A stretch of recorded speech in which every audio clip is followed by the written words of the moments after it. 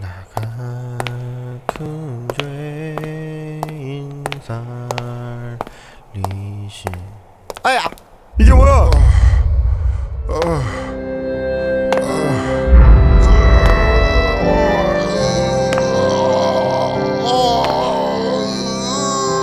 좁은 문으로 들어왔습니까? 좁은 문으로 들어온 사람은 좁은 길 걸어가야 합니다. 그러나 들어와 놓고는 겁이 나서 걸어가기를 싫어해요. 그리고는 넓은 길을 기웃기웃거리면서 그래서 적당히 교회만 드나드는 분들이 계세요.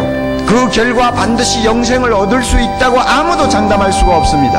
생명이 실제가 됐다면, 이 신앙이 실제가 됐다면, 이 복음의 진리가 실제가 됐다면, 천국이 실제가 됐다면 억지로 죽지 못해 하는, 그냥 어렵고 힘들고 쥐어짜듯이 하는 이런 신앙생활이란 존재할 수가 없다는 것입니다.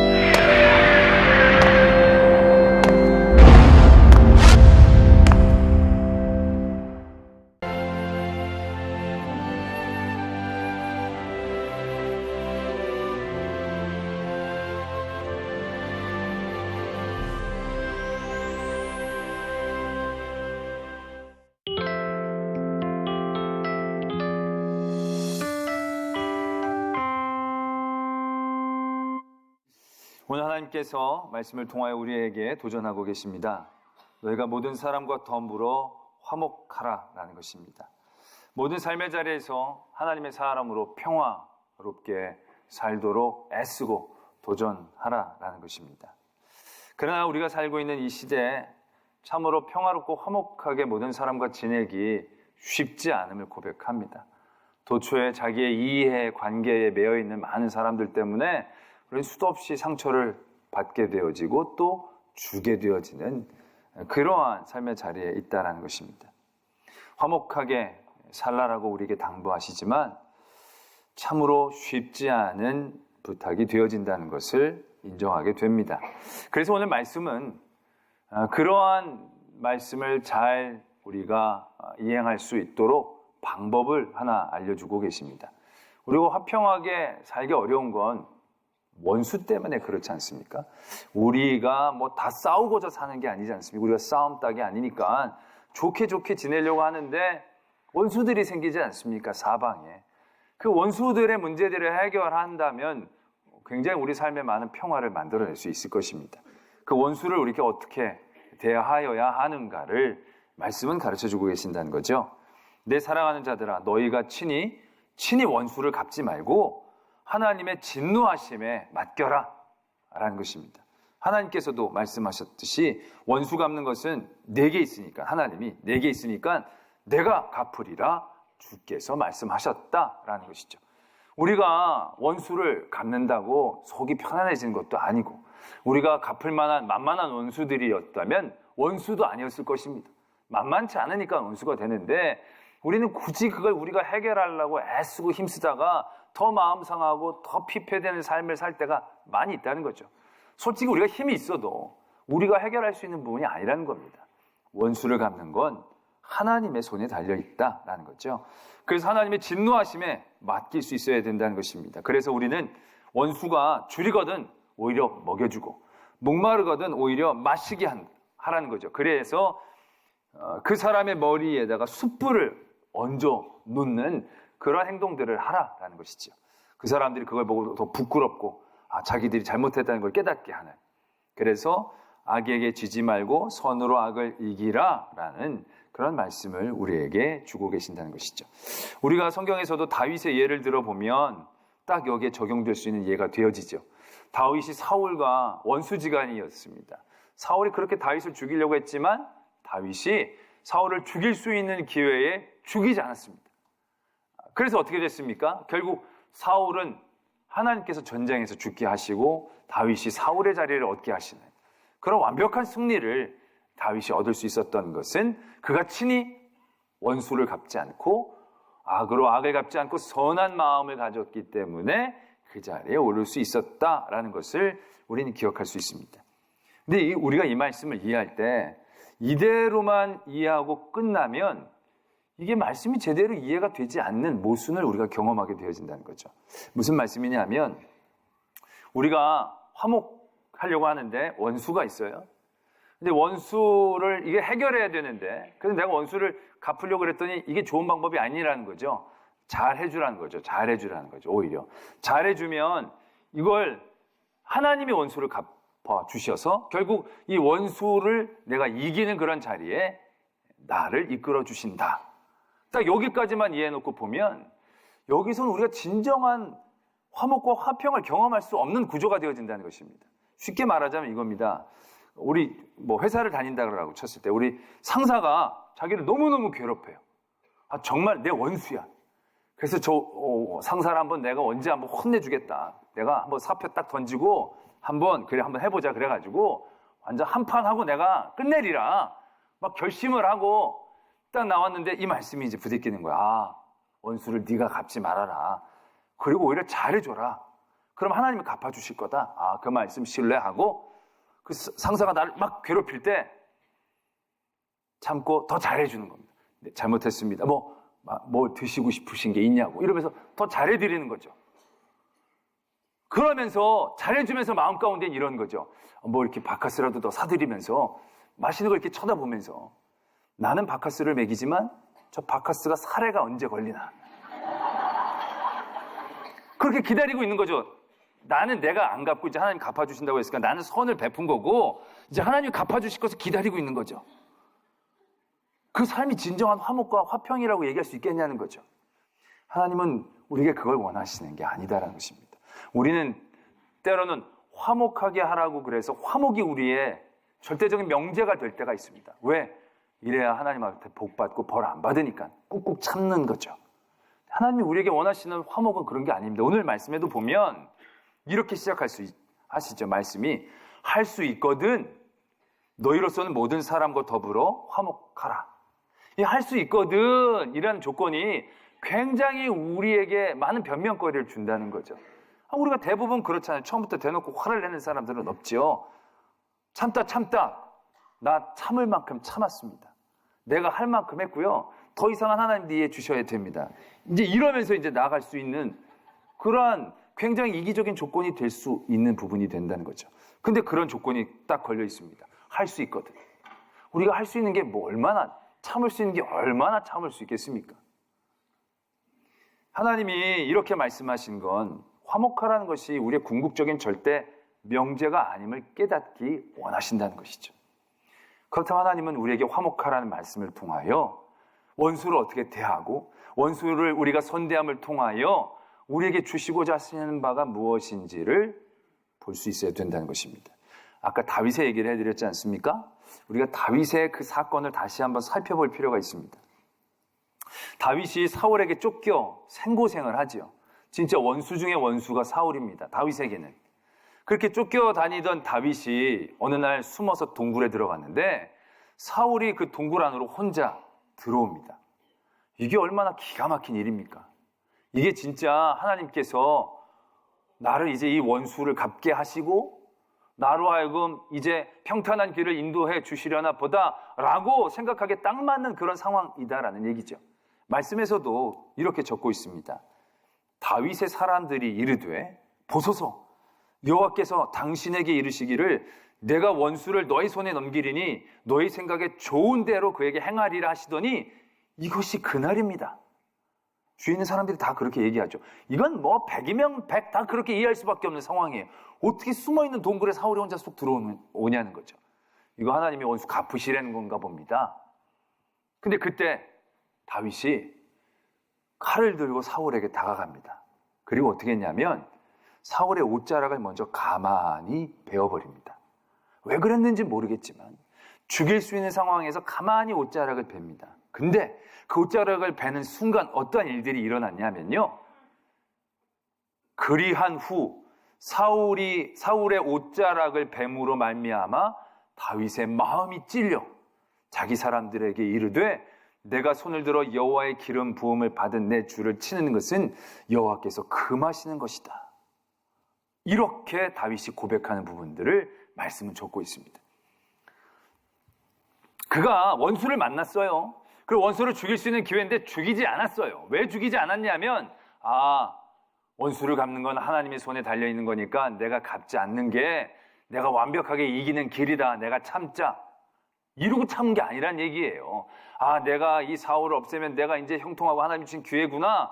근데 아니, 이러면 안 돼. 내가 사울을 죽여봐야 바깥에 사울을 죽이는 군대가 훨씬 더 득달처럼 나를 잡아들려고 할 테니까 좋은 방법이 아닐까. 하나님이 완벽한 승리를 주실 때까지 내가 참고 기회를 엿보자. 뭐 이런 생각을 하면서 평화롭게 사울을 보내준 게 아니라는 겁니다. 먼저 사울을 죽이려고 그랬어요. 그래서 가만히 옷자락을 뱉는데 그 마음에 깨달음이 있기 시작했다는 겁니다. 아, 이게 하나님이 주신 기회가 아니구나. 하나님이 나에게 죽이라고 주신 기회가 아니라 하나님께서 하신다라는 그 주권에 대한 인정을 원하시는 거구나. 하나님께서 기름 부음 받은 사람을 내가 죽이면 안 되는 거구나. 그 찔림과 깨우치심을 나에게 주시는 거구나. 다윗이 그렇게 깨달았다는 것입니다. 그리고 사울을 내어 보내게 되어진 것을 우리가 볼 수 있어야 한다는 것입니다. 다윗이 사울에게 진정한 승리를 얻기 위해 그렇게 한 것이 아닙니다. 다윗은 화평을 이루고 그 원수를 선대하는 마음을 통해서 그 원수를 자기가 스스로 갚지 않으려는 마음 가운데서 하나님의 마음을 느끼기 시작한 거죠. 하나님의 뜻을 느끼기 시작한 겁니다. 내가 기름 부음 바 된 왕을 너는 죽이지 말아라. 내가 네가 죽이는 걸 원치 않는다. 그 마음을 다윗이 깨달았다는 것입니다. 오늘 로마서 12장의 말씀, 더불어 모든 사람과 화목하고 원수를 친히 갚지 말고 악에게 지지 말고 선으로 악을 이기라. 이 말씀은 단순히 화목하게 지내라, 선으로 악을 이겨라, 그래서 이기고 승리자가 되라, 그러한 주제를 가지고 우리에게 주시는 말씀이 다가 아닙니다. 12장의 시작이 이렇게 시작을 하고 있습니다.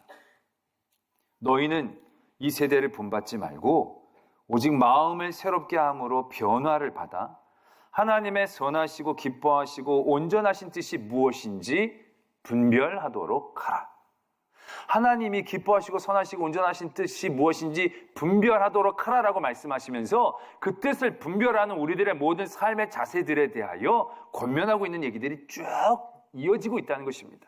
그래서 교회 내부적으로 성도 안에서의 관계 가운데서 우리가 맡겨진 일들에 대해서 최선을 다하고 그리스도인으로서 세상에 나가서는 너희를 박해하는 자를 축복하고 저주하지 말고 즐거운 자와는 함께 즐거워해주고 우는 자와는 함께 울어주고 자기가 낮은 데 처하고 지혜 있는 채 하지 말고 악을 악으로 갚지 말고 모든 사람과 선한 일을 도모하고 할 수 있거든 모든 사람과 더불어 화목하게 지내라는 거죠.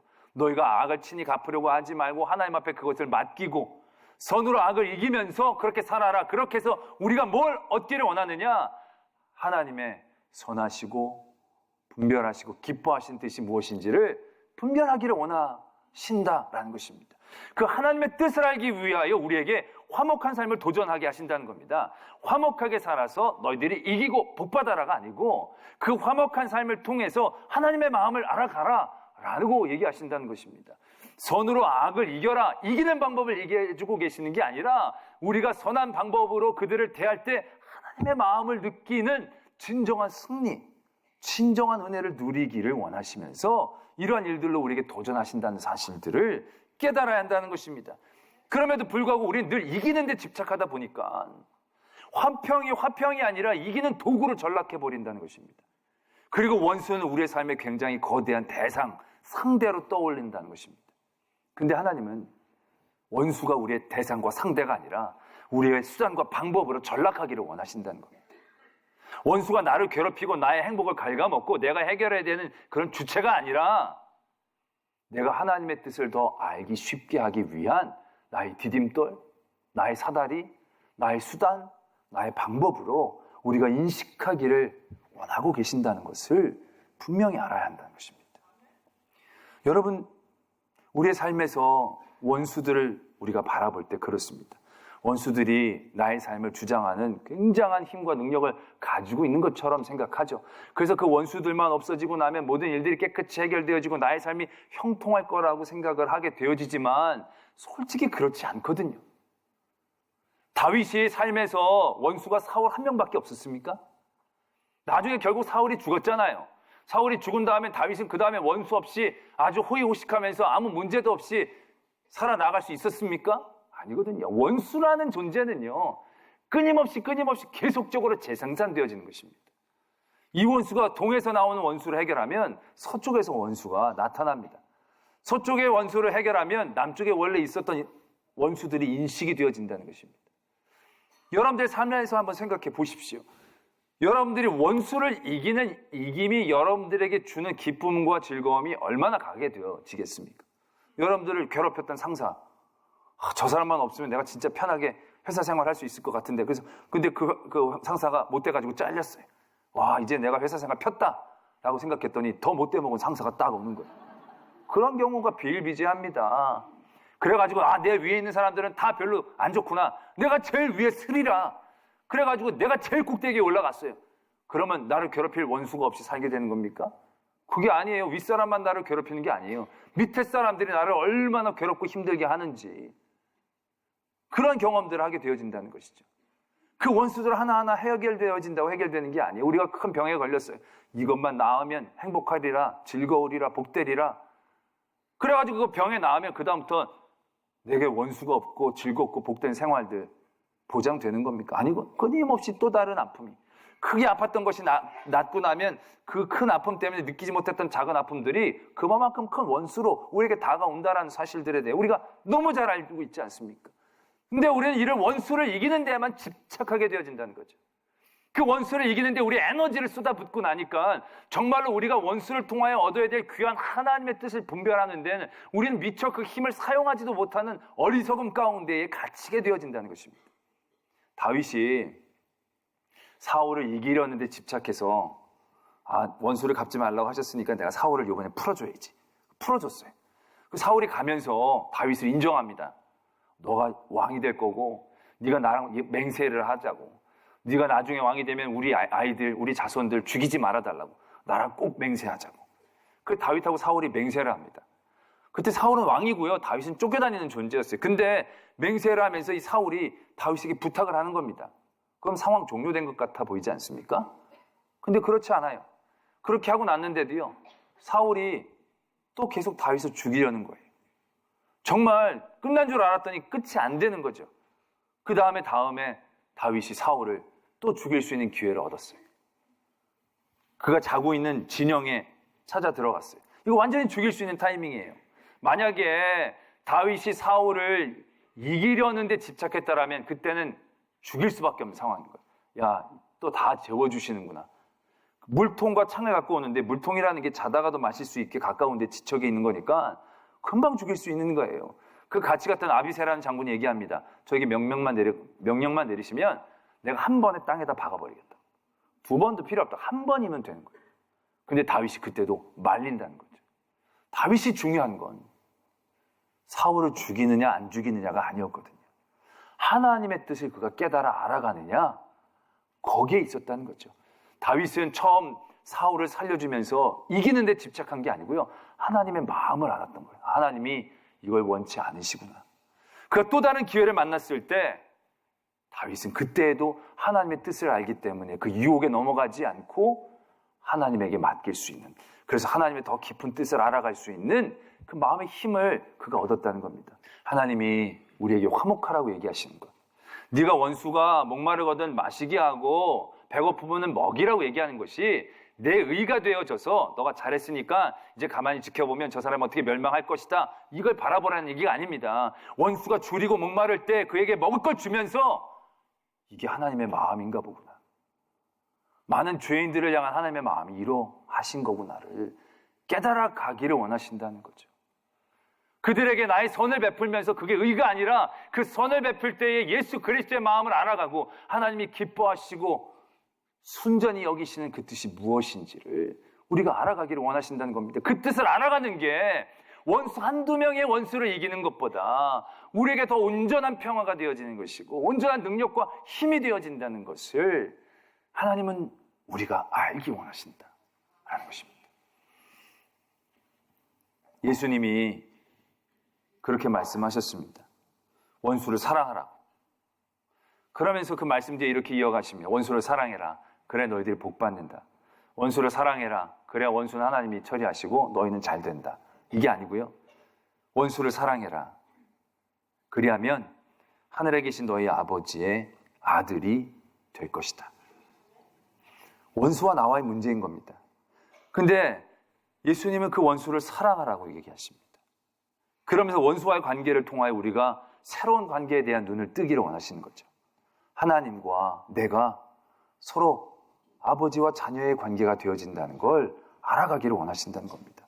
원수를 해결하고 원수를 이기고 여기에 중요한 점이 있는 게 아니라 원수를 사랑하려는 마음 가운데 있을 때 하나님 원수를 없애주고 나를 높여주고 이 관계에 우리가 매이는 게 아니고 이 관계에서 원수를 사랑할 때 우리는 하나님과 내가 아버지와 자녀가 되어지는 그 은혜로운 관계, 하나님의 마음을 알아가는 그 뜨거운 관계에 우리가 있음을 알게 해주신다는 거죠. 그게 더 귀하고 그게 더 놀라운 하나님의 복임을 우리가 깨닫기 원하신다는 것입니다. 예수님이 잡히시던 날 전날 밤에 제자들과 식사를 나누시면서 너희들 중에 누가 나를 팔 것이다 라고 얘기합니다. 다들 묻습니다. 저입니까? 가룟 유다도 묻습니다. 내니까? 네가 말하였도다. 그러나 예수님은 가룟 유다를 정죄하거나 화내거나 그를 막지를 않으셨습니다. 어떻게 보면 가룟 유다는 원수입니다. 팔았으니까요. 그러나 예수님은 그걸 그렇게 이해하지 않았습니다. 나는 내 뜻대로 인자는 내 길대로 가려니와 너는 태어나지 않았으면 더 좋았을 터인데 그를 안타깝게 여기십니다. 원수인데 원수가 아니었습니다. 자기는 어차피 그 원수를 통하여 하나님의 뜻, 하나님의 일 가운데에 자기는 가는 겁니다.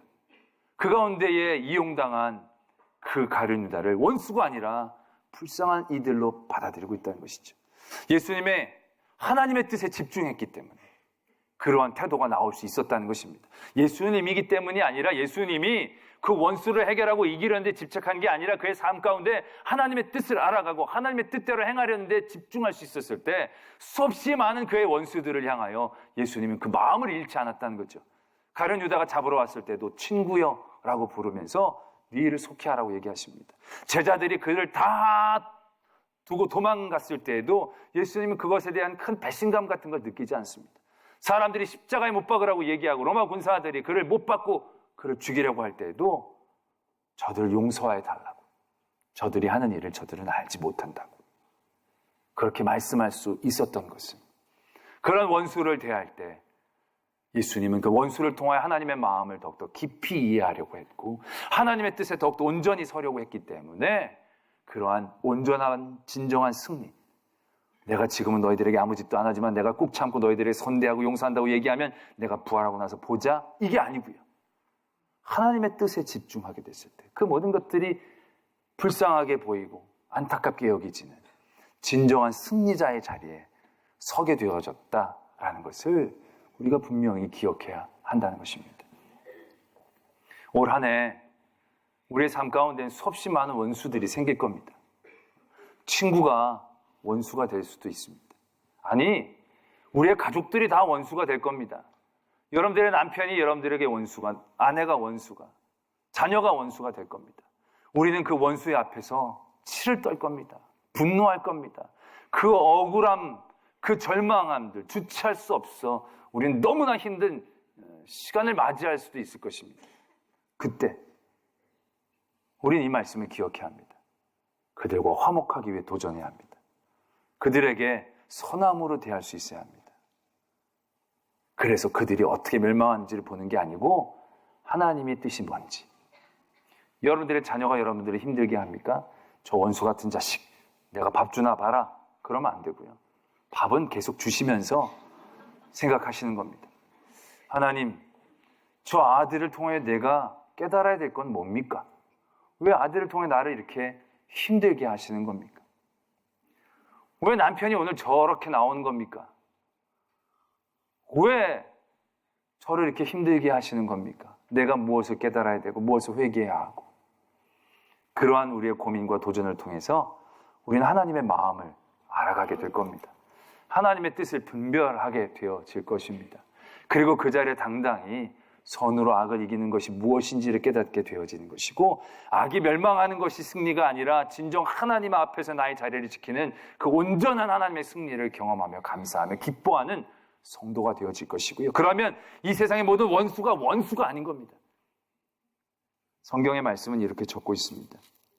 시편에서 여호와여 나의 원수로 말미암아 주의 의로 나를 인도하시고 주의 길을 내 목전에 곧게 하소서. 주의 길을 내 안에서 곧게 하는 건 원수들이 한다는 겁니다. 원수들이 내 길을 막는 게 아니고요. 그 원수들을 통하여 주의 길이 내 안에 곧게 되어지고 주의 의가 나를 인도하시게 한다라는 것입니다. 그러한 고백들을 통하여 하나님의 온전한 은혜를 느끼며 승리하는 저와 여러분들이 되어지기를 소망합니다. 기도하겠습니다.